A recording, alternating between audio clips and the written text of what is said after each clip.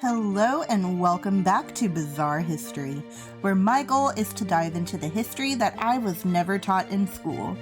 I was a little under the weather yesterday, so I wasn't able to get an episode posted, so time to make up for lost times. The end of World War II brought many changes to Germany in 1945. After the war, Allied conferences at Yalta and Potsdam decided to split the defeated Germany into 4 Allied occupied zones. The East was given to the Soviet Union, and the West went to the United States, Great Britain, and eventually France. While Berlin was located on the Soviet side, an agreement was made to also split the city.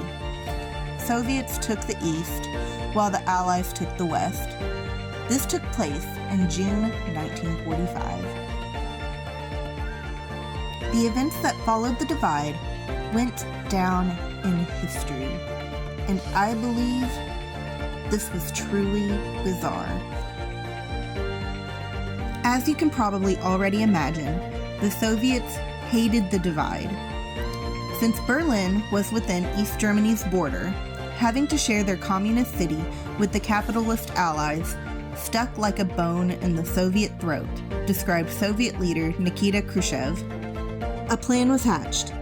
Get rid of the occupiers of West Berlin for good by means of a blockade in 1948. Their goal was to starve them and drain their resources. The Allies in West Berlin stood firm and sent in cargo by air, ensuring their people had the supplies needed. This was called the Berlin Airlift, and ultimately this caused the Soviets to lift the blockade in 1949, as it was too expensive for them to maintain. Things remained calm for about 10 years until 1958. The Soviets began to see a loss in population, including their young minds like doctors, engineers, and teachers. Feeling emboldened by the launch of Sputnik, a satellite created during the space race, the Soviets began blustering and making threats. However, they continued to lose more and more population. By June 1961, 19,000 people left East Germany through Berlin. By the next month, 30,000.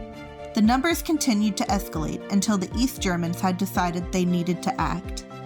The night of August 12, 1961, after East Germany lost 2,400 citizens to West Germany in a single day, Premier Khrushchev gave the order to close the border for good and began construction of the concrete Berlin Wall. Prior to its construction, the people of both East and West Berlin had the freedom to freely move between the two. With the construction of the wall, people suddenly were cut off from jobs, family, and the ability to live a comfortable life.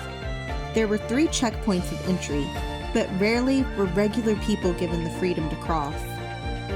While it stood, many Berliners attempted escape, some hiding under cars, some dressed as cows in cargo, and 2 farmers even built a hot air balloon. Soldiers were instructed to shoot any attempts of escape on sight. The Berlin Wall stood for 28 years. On November 9, 1989, as the Cold War began to wind down, new policies were put in place that, once more, allowed for travel, effective immediately. East Berliners were greeted with drinks and cheers, as what was described as the greatest street party in the history of the world took place. And that was when they tore the wall down, brick by brick. That concludes today's episode of Bizarre History. What would you have done if you were stuck in East Berlin? Let me know in the comments. If you enjoyed the content, please consider giving me a follow. Until next time.